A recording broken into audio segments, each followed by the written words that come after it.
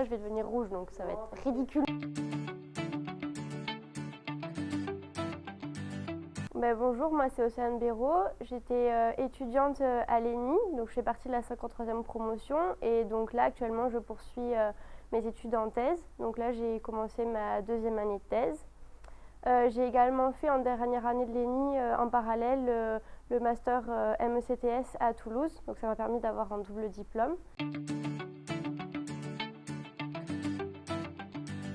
Mon sujet de thèse actuellement, c'est à la fois en lien avec les matériaux et l'intelligence artificielle, puisque l'objectif de ma thèse, c'est de définir une méthodologie qui va permettre d'évaluer en fait la durabilité d'assemblage collé, et on va s'appuyer sur des outils d'intelligence pour arriver à cela.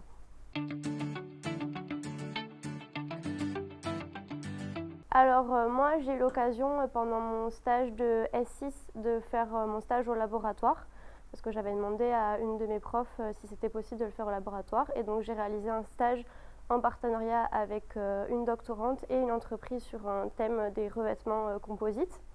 Et à l'issue de ça, ça m'a donné envie de poursuivre dans la recherche, et donc c'est avec cette même prof que je suis actuellement en thèse.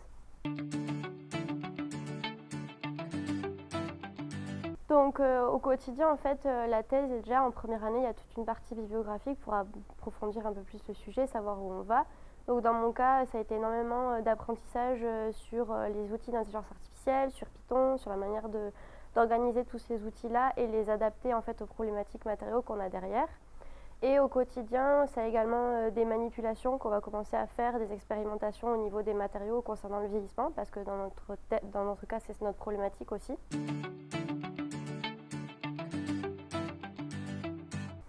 Moi, ce que je préfère là actuellement dans mon sujet, donc j'ai pas pour l'instant fait encore d'articles ou de conférences, mais ce que j'aime beaucoup pour l'instant, c'est la dualité en fait de mon sujet, c'est-à-dire que je traite à la fois des matériaux, et en fait ça m'a permis de découvrir totalement l'intelligence artificielle et d'apprendre énormément dans ce domaine et d'apprendre à programmer au niveau des outils d'intelligence artificielle. Et donc ça, je trouve que c'est extrêmement enrichissant, même pour la suite.